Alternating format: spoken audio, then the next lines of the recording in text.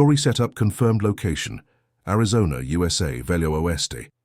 Title: A captive warrior gave his last horse to the orphaned girl. At dawn, her father arrived with 200 warriors. Language: English. Chapters 6, approximately 2,000 characters each. Synopsis: In the unforgiving deserts of Arizona Territory, 1872, a wounded Apache warrior named Takoda finds himself captured and left to die by a group of ruthless ranchers. Weak and desperate, he encounters a young girl named Sarah, who has been wandering the desert alone, believing herself an orphan after her family's wagon was attacked months ago. In an act of profound kindness that defies his own survival, Takoda gives her his last remaining possession, a magnificent horse that could have been his only chance at freedom. As Sarah rides toward hope, neither of them knows the truth. Her father, Chief Running Bear, has been searching for her relentlessly with his entire tribe. When dawn breaks and 200 warriors arrive at the horizon, a story of honor, sacrifice, and unexpected redemption will forever change the Arizona frontier. Chapter 1. The Last Gift. The Arizona sun beat down mercilessly on the rocky canyon where Takoda lay bound against the weathered post. His wrists burned from the rough rope, his throat parched like the cracked earth beneath him. 3 days had passed since the ranchers had caught him crossing what they claimed was their land, though these territories had belonged to his people long before any white man drew lines on paper. They had taken everything: his weapons, his supplies, even his horse, except one. The young mare they had missed, hidden in a shallow ravine where Takoda had left her to drink before his capture. Through blurred vision, Takoda watched the shadows lengthen across the desert floor. The ranchers had ridden out at dawn, leaving him here as a warning to others who might dare cross their boundaries. He knew they would not return. This was how men died in the territory, slowly, forgotten, under an indifferent sky. He had made peace with this fate, whispering prayers to his ancestors, when he heard something that made his eyes focus sharply, the soft sound of footsteps, light and uncertain. A child emerged from behind the cluster of saguaro cacti. She was small, perhaps 8 or 9 years old, with tangled brown hair and a dress torn and faded by sun and travel. Her face was smudged with dust, her eyes carrying a weariness no child should know. She stopped when she saw him, frozen like a desert rabbit that had stumbled upon a coyote. For a long moment, they simply stared at each other, a dying warrior and a lost child, 2 souls the frontier had chewed up and forgotten.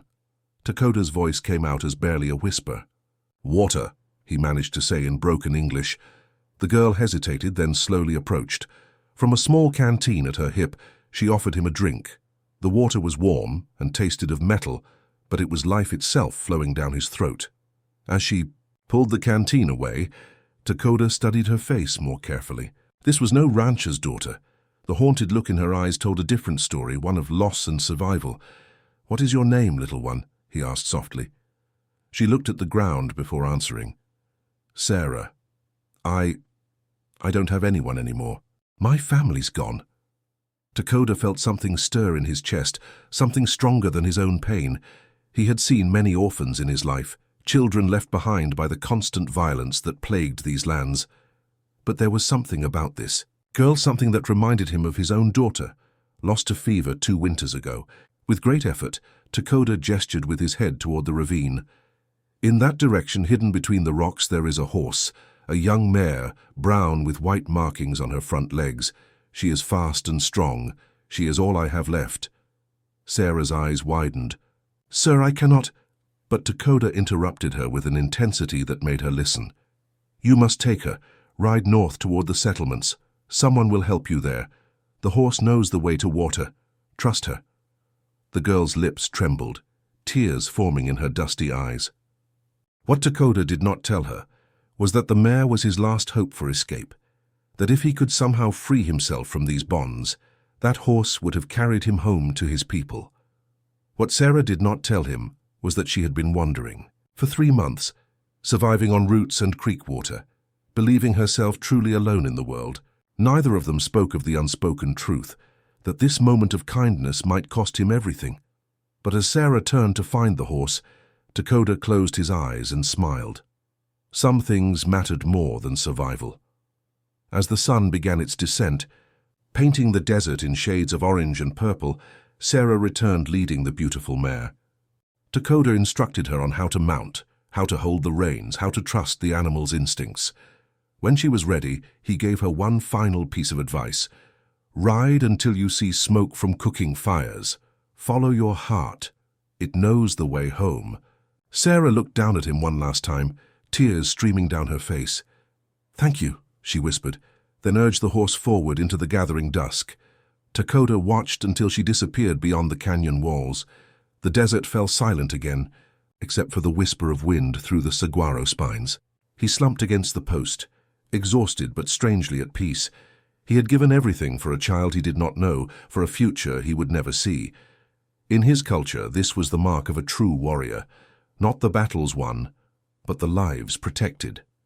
As darkness claimed the canyon and stars began to pierce the purple sky, Takoda closed his eyes and waited for whatever would come next.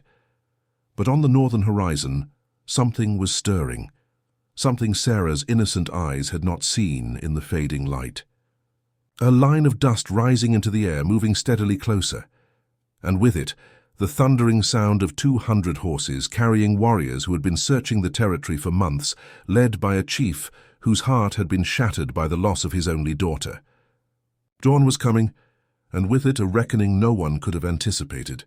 The first light of dawn broke across the Arizona horizon, like a blade cutting through darkness, painting the desert in shades of gold and crimson. Takoda had drifted in and out of consciousness through the long night, his body weak, but his spirit surprisingly calm. He had made his peace with death, had whispered his final prayers to the Great Spirit, but as the sun climbed higher, something pulled him back from the edge of oblivion, a sound that started as a distant rumble and grew into something that shook the very ground beneath him. Horses, many horses. The thunder of hooves against hard earth echoed through the canyon like an approaching storm. Takoda forced his eyes open, squinting against the bright morning light. At first, he thought it might be the ranchers returning, coming back to finish what they had started. But as the dust cloud grew closer, and the shapes within it became clearer, his heart began to pound with a different kind of recognition. These were not white men on their heavy ranch horses. These were Apache warriors, riding with the fluid grace of those born in the saddle. At the front of the massive group rode a man whose presence commanded attention even from a distance. He sat tall on a black stallion, his long hair flowing behind him, a rifle held across his lap with practiced ease. His face was painted with the ochre and white markings of a chief, and even from afar, Takoda could see the determined set of his jaw, the burning intensity in his eyes.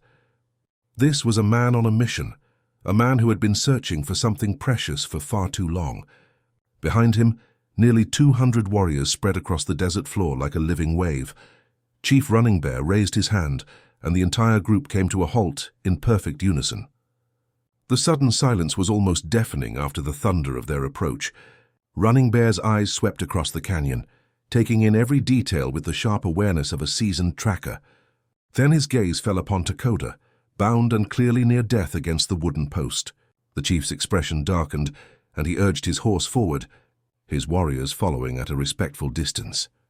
As Running Bear approached, Takoda tried to straighten himself, to show dignity even in his defeated state. The chief dismounted with fluid grace and walked toward him, studying him carefully. Running Bear was older than Takoda, perhaps by 10 winters, with lines of wisdom and sorrow etched deeply into his face. His eyes held the weight of leadership and loss, but also something else, a desperate hope that had been flickering for months. When he spoke, his voice was deep and measured, carrying the authority of one accustomed to being heard and obeyed.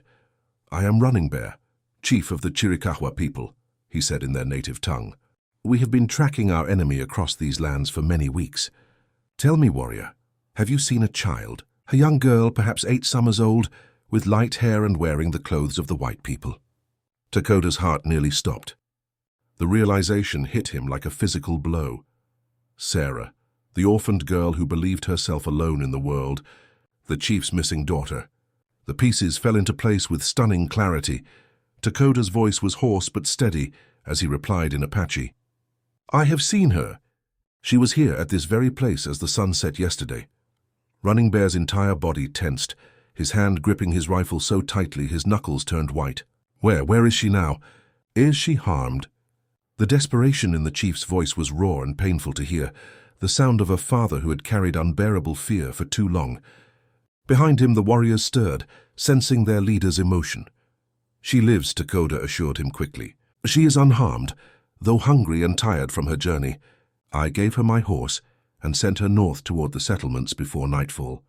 If she rode through the night as I instructed, she should be near the Miller Creek trading post by now. Running Bear closed his eyes for a moment, his lips moving in silent prayer or thanks. When he opened them again, tears glistened there unashamed. In that moment, he was not a feared chief or a legendary warrior. He was simply a father who had just learned his child might still be alive. How did she come to be here? Running Bear asked. Takoda explained as much as he knew. How the girl had found him, shared her water, how she believed herself an orphan, how he had given her his only means of escape. As he spoke, he watched the chief's face transform through a range of emotions. Grief, relief, confusion, and finally, something like wonder.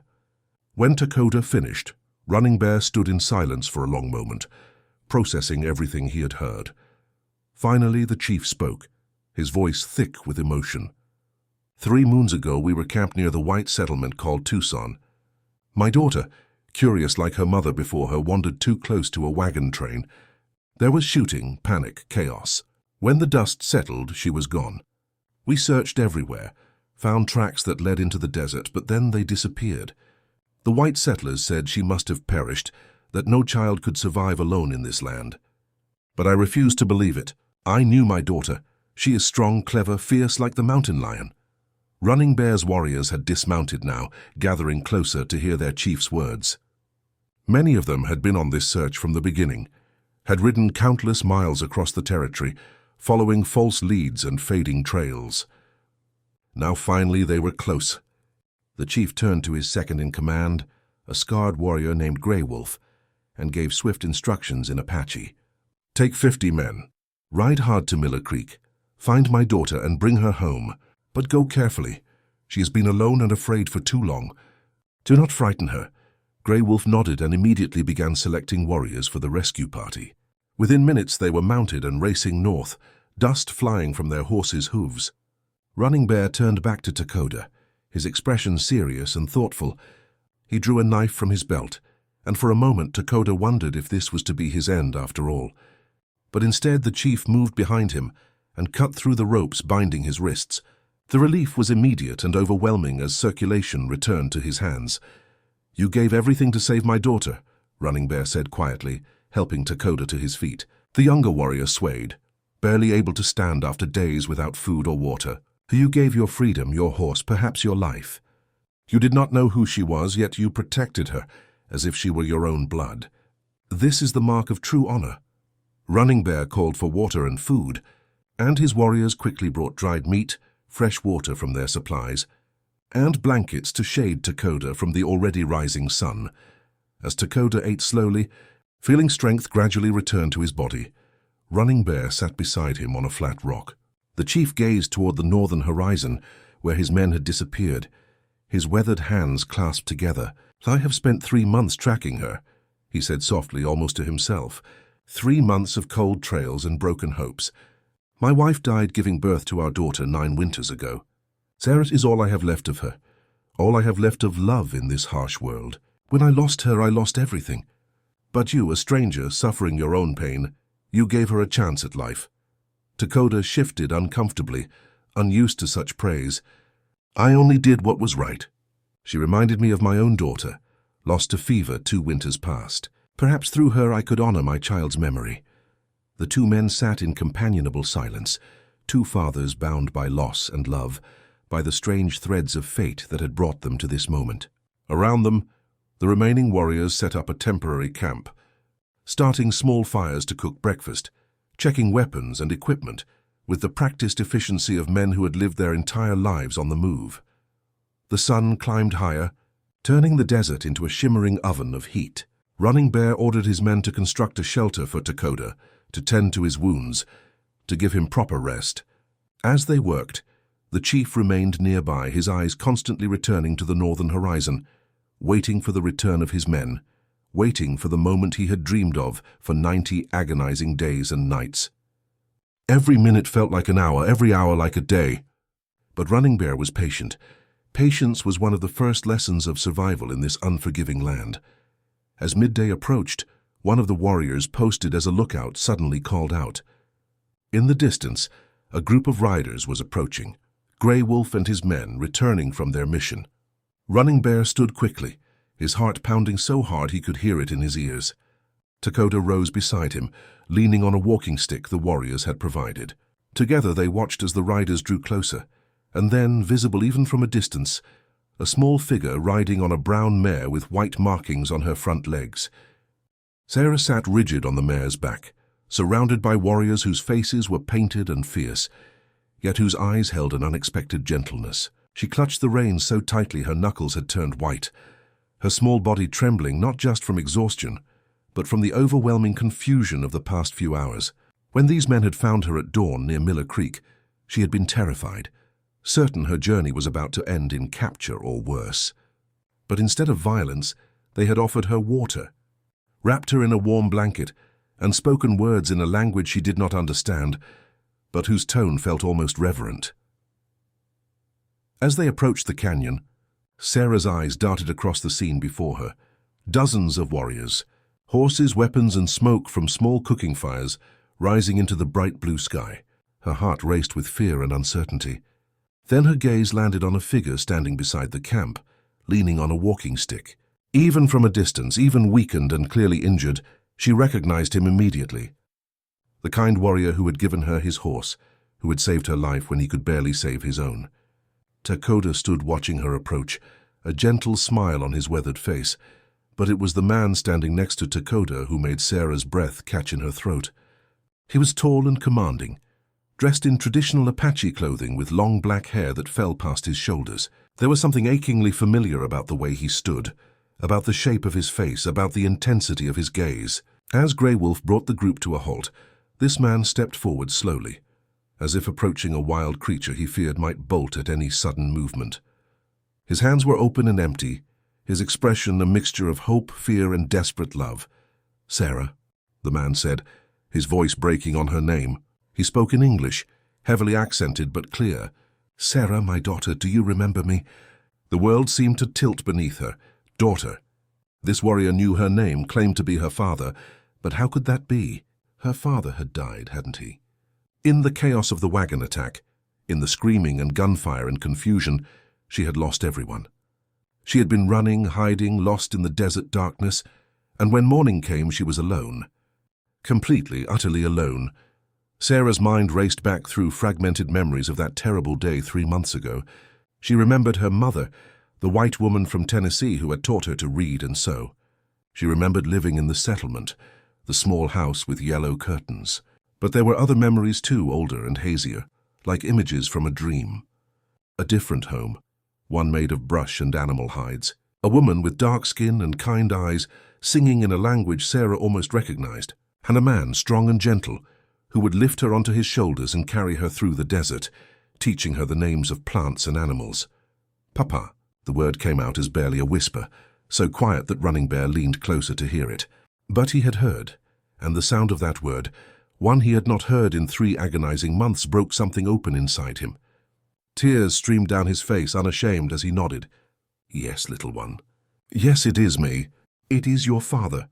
I have been searching for you since the day you disappeared. I never stopped looking, never stopped believing you were alive." He took another step closer, his arms beginning to rise toward her. Sarah's mind struggled to reconcile this reality with the story she had told herself for survival. The warriors who had found her had been gentle, yes, but she had learned to trust no one during her long ordeal alone.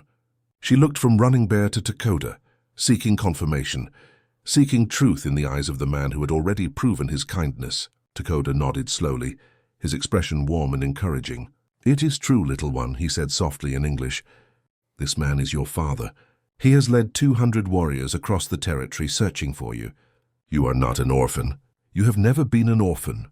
The words hit Sarah like a physical force, and suddenly the memories came flooding back with crystal clarity. She remembered now her mother, her white mother, had died of illness when Sarah was only 5. Her father, heartbroken, had brought her to live in the settlement, hoping to give her opportunities in both worlds, to let her choose her own path when she was old enough to understand. She remembered straddling 2 cultures, learning English and Apache, wearing dresses but also learning to ride and track. The attack on the wagon train, she had been visiting her father at their old campsite, and on the way back everything had gone wrong. Papa. This time the word came out as a cry, loud and desperate, and filled with 3 months of suppressed grief and loneliness. Sarah practically threw herself from the horse, stumbling as her feet hit the ground.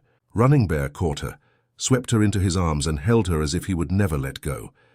His strong arms wrapped around her small frame, and he buried his face in her tangled hair, his body shaking with sobs.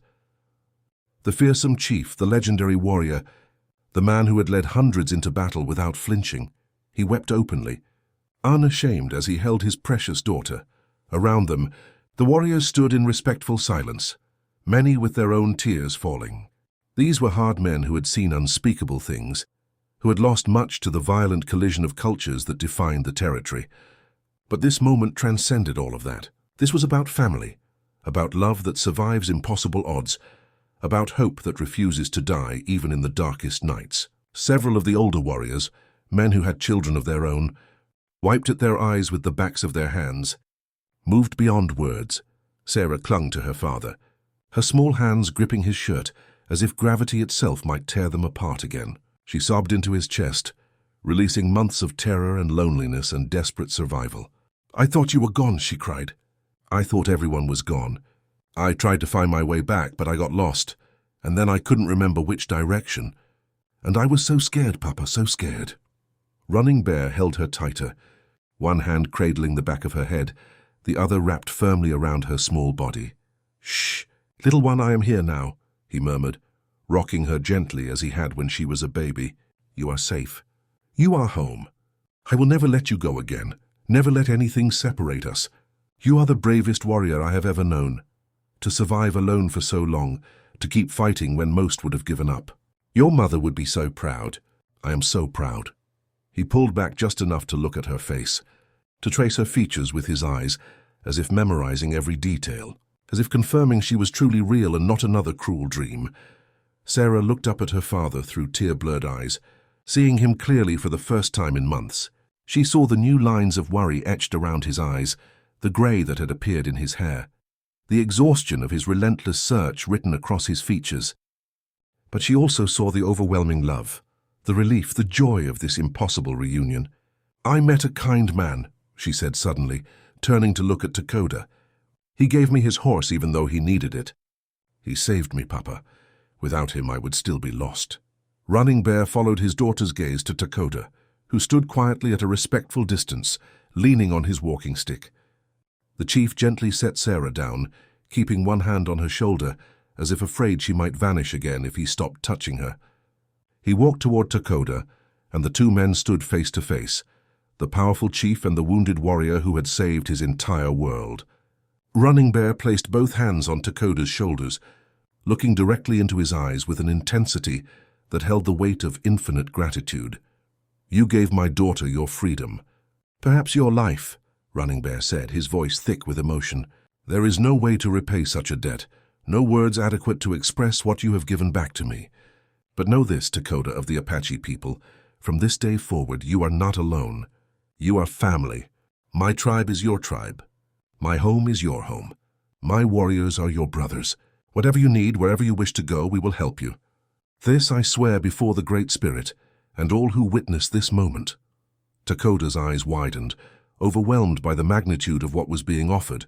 In Apache culture, such an oath was sacred and binding, a promise that could never be broken. He had expected perhaps gratitude, maybe some supplies for his journey home, but not this, not adoption into one of the most powerful tribes in the territory, not the protection and brotherhood of 200 warriors. "Chief Running Bear, I am honored beyond measure," he said, his voice barely steady. "I did only what any man of honor would do. The girl reminded me of my own lost child. Through her I found purpose again." Running Bear shook his head firmly. "What you did was extraordinary. and you will be honored as such. But first you must heal and regain your strength. We will camp here for several days, allow you to recover properly. Celebrate this reunion with feast and ceremony. Then, if you wish, we will escort you safely back to your people, or you may travel with us. The choice is yours. But you will never walk alone again, my brother. This I promise." He pulled Dakota into an embrace, the kind reserved for family, for those bound by blood or deed so profound it transcends ordinary friendship. As the two men stood together, Sarah watched with wide eyes, her young mind trying to process everything that had happened in the past day. She looked at the mare that had carried her to safety, at the warriors who had searched tirelessly for her, at her father whose love had never wavered despite impossible odds. And she looked at Dakota, the broken warrior who had given everything for a stranger. In that moment, Sarah understood something profound about the world, that kindness could survive even in the harshest places, that family was more than blood, and that sometimes the darkest moments could give way to the brightest light. Running Bear called for celebration, and immediately the camp transformed. Warriors began preparing a feast, unpacking stores of dried meat and gathered foods. Someone produced a drum, and rhythmic beating filled the canyon, echoing off the ancient rock walls. Others started a larger fire, building it high for cooking and for ceremony. The mood shifted from the tense anticipation of the search to the jubilant relief of success. Sarah was given fresh clothing. Her hair was gently washed and braided by an older warrior's wife who had accompanied the search party, and she was fed until her small belly was full for the first time in months. As the sun began its descent toward the western horizon, painting the desert in shades of orange and gold, the celebration truly began. Warriors danced around the fire, their movements telling stories of the hunt, of battle, of survival and triumph. Sarah sat close to her father, wrapped in his arms, safe and warm and home at last. Dakota sat nearby, still weak, but gaining strength with each passing hour, watching the celebration with quiet contentment. The nightmare had ended, and against all odds this story had found its way to joy. But as the stars began to emerge in the darkening sky, Running Bear's expression grew more serious. He leaned close to Dakota and spoke quietly. "Tomorrow we must discuss something important. The ranchers who captured you, who left you to die, they cannot go unpunished. And there is the matter of the growing tensions between our people and the settlers. Dark times are coming to this territory, my brother. But tonight we celebrate. Tonight we give thanks for miracles and second chances." Morning light found the canyon transformed into a proper camp, with Sarah sleeping peacefully beside her father for the first time in months. Dakota woke feeling stronger, his body responding to food, water, and rest. Running Bear called a council of his senior warriors, and Dakota was invited to join as an honored guest. The chief's face was serious as he addressed the group, explaining the situation with the ranchers who had captured Dakota. Grey Wolf, the scarred second in command, spoke first. "These men must answer for their crimes. They left one of our people to die like an animal." Murmurs of agreement rippled through the gathered warriors. But Running Bear raised his hand for silence, his expression thoughtful. "Violence begets violence," he said carefully. "We have my daughter back. We have gained a brother. Perhaps there is a better way, one that brings justice without starting a war that will harm our families." Dakota listened as the council debated, impressed by Running Bear's wisdom. The chief was not afraid to fight, but he understood the cost of conflict in these changing times. Finally, a plan emerged. They would confront the ranchers not with weapons but with presence and truth. 200 warriors arriving at a ranch sent a powerful message without a single arrow being fired. They would demand compensation for Dakota's suffering and a promise of safe passage through the territory. If the ranchers refused, then consequences would follow. Sarah emerged from her father's tent, rubbing sleep from her eyes. She walked to Dakota and took his hand, a simple gesture that spoke volumes. "Thank you for saving me," she said in Apache, the language coming back to her naturally. "You gave me back my father." Dakota smiled, his heart full. "And you gave me purpose again, little warrior. We saved each other." Running Bear watched the exchange with deep emotion, seeing how this stranger had become family in the truest sense. The council agreed on their course of action. They would break camp at midday and ride to the Harrison Ranch, where Dakota's captors worked. The journey would take 2 days, giving Dakota more time to heal and the warriors time to prepare. Running Bear made it clear, This was not a raid, but a demonstration of strength and a demand for justice.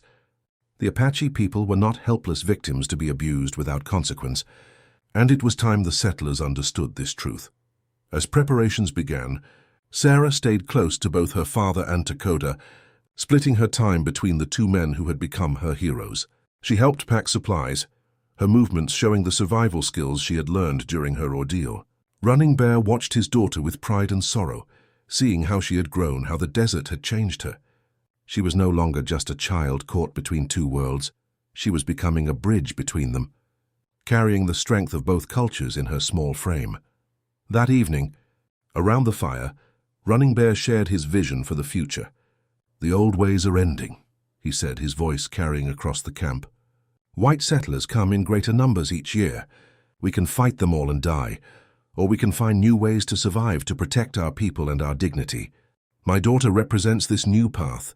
She knows both languages, both customs.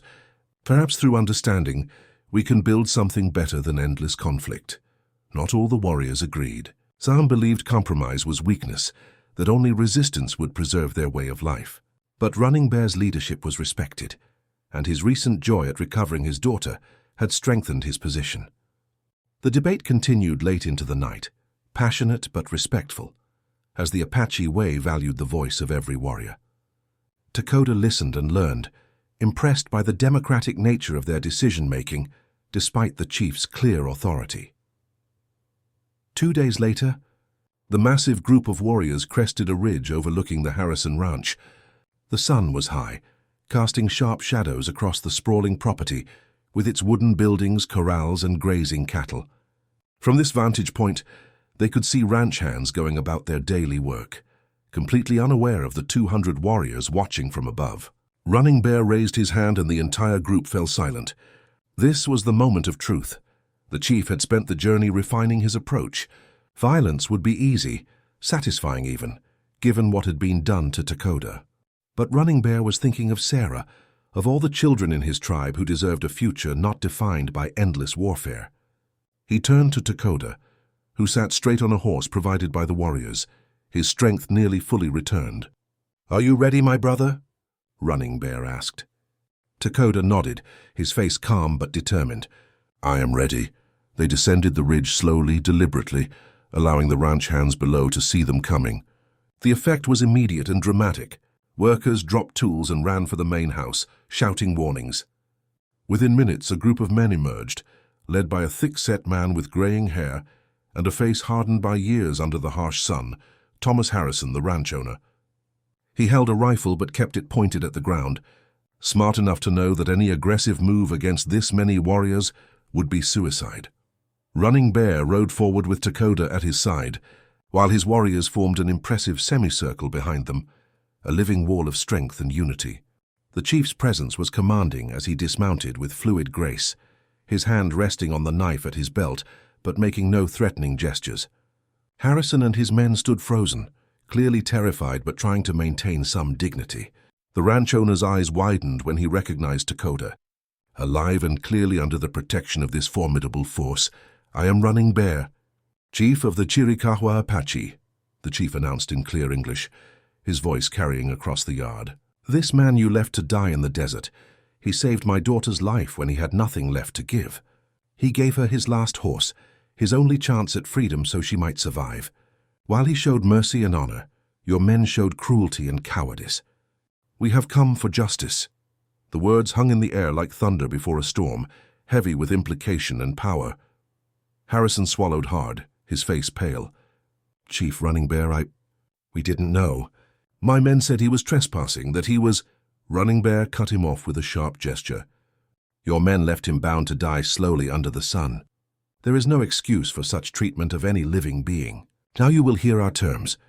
The ranch owner nodded quickly, his bravado completely gone. Around him, his ranch hands stood with weapons but looked ready to flee at any moment.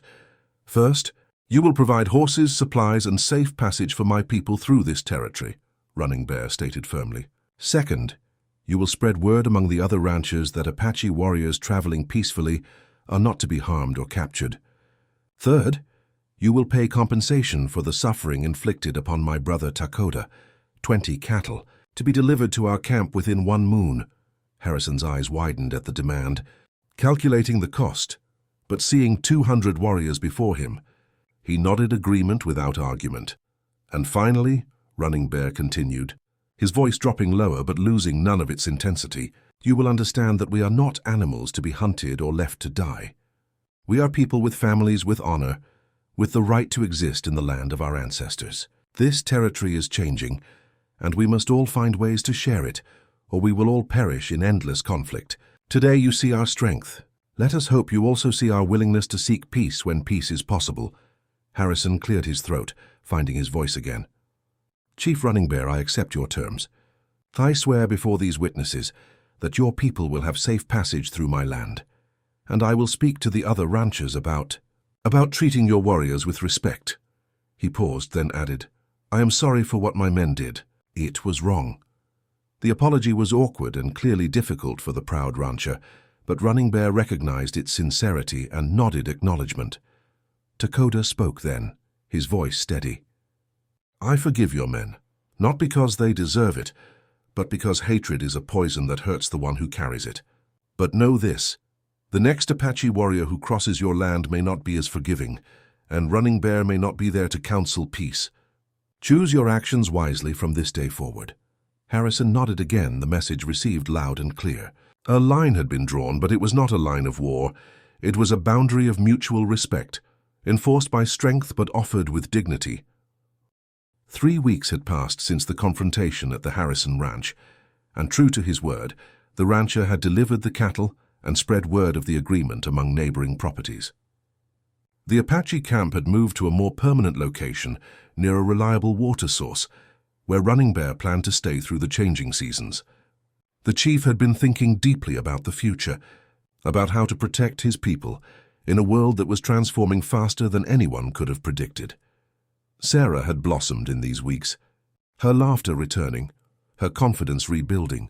She moved easily between Apache traditions and the English education her mother had given her, becoming exactly what Running Bear had envisioned, a bridge between worlds. She spent hours with Takoda, learning warrior skills and desert wisdom, and equal time with her father, relearning the stories and songs of her people. The trauma of her ordeal had not disappeared, but surrounded by love and safety, she was healing day by day. Takoda had made his decision about his own path forward. His original tribe was far to the north, and the journey would be difficult. But more importantly, he had found something here he had not expected. A new family, a new purpose. When he told Running Bear he wished to stay permanently with the Chiricahua, the chief had embraced him with tears of joy. "You are my brother in all ways that matter," Running Bear had said. "Your place is here with us for as long as you wish it." One morning, as the camp stirred to life, Running Bear called another council. This time, he invited not just warriors but elders, women, and even some of the older children, including Sarah. "We stand at a crossroads," he told the gathered people. "The white settlers will continue to come. This we cannot stop. But perhaps we can shape how that future unfolds. I propose we establish formal relations with the nearby settlements, trade agreements, mutual defense pacts. We have strength in our warriors and wisdom in our ways. They have tools, medicine, and goods we need. Perhaps both peoples can benefit." The proposal sparked intense debate. Some saw it as surrender, abandoning the old ways for an uncertain future. Others, particularly those with families to protect, saw the wisdom in adaptation. Sarah listened carefully, understanding more than many realized. Finally, she stood and spoke in a clear voice that surprised everyone with its strength. "I have lived in both worlds. I love both my peoples. There is good in both and bad in both. My father is right. We can choose war and maybe die with honor, or we can choose to build something new where our children might actually survive." Her words, coming from one so young yet who had suffered so much, carried unexpected weight. The elders nodded thoughtfully. Takoda spoke next, supporting Running Bear's vision and offering to serve as one of the liaisons with the settlements, using his own ordeal and rescue as an example of what cooperation might achieve. Slowly, carefully, consensus began to form. The Apache would not surrender their identity or their dignity, but they would seek strategic partnerships where possible, reserving their warrior strength for true threats rather than exhausting it in endless small conflicts. Over the following months, Running Bear's plan took shape. Trading posts were established where Apache craftwork, hunting knowledge, and guide services were exchanged for tools, cloth, and other goods. Some ranchers, seeing the benefit of peaceful Apache neighbors who knew the land intimately, hired tribal members as scouts and advisors. It was not perfect. There were still incidents, still prejudice and misunderstanding on both sides. But slowly, a new pattern emerged, one based more on mutual interest than mutual destruction. Sarah grew into her role as translator and intermediary, her unique position giving her influence beyond her years. She never forgot the months she spent alone in the desert, and that experience had taught her the value of kindness, courage, and hope. She would often visit Dakota, who had become like an uncle to her, and they would ride together into the desert, remembering the night he gave her his last horse and changed both their destinies forever. "You saved me," she would say. And he would always reply, "No, little warrior. We saved each other." Dakota found peace he had not known since losing his own daughter. In Sarah, he saw a second chance to guide and protect a young life. In Running Bear, he found the brotherhood and purpose that had been missing. And in the tribe, he found a home where his skills and wisdom were valued. The scars from his ordeal remained, but they had become marks of honor rather than shame, reminders of the day he chose compassion over survival and was rewarded with family. Running Bear watched his daughter and his adopted brother with profound gratitude. The future remained uncertain. The pressures on his people continued to mount as more settlers arrived each year. But he had shown that strength and wisdom could coexist, that the Apache people could adapt without losing their soul. And he had his daughter back, the miracle he had never stopped believing in, the child whose disappearance had nearly broken him, and whose return had restored his faith in the possibility of hope, even in the darkest times.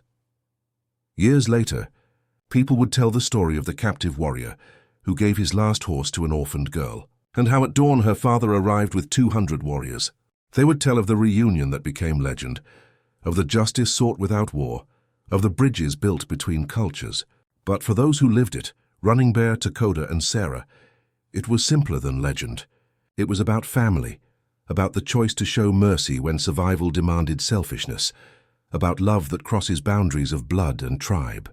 In the end, it was a story about hope surviving in the harshest desert, watered by kindness and blooming into something beautiful that would endure long after they were gone.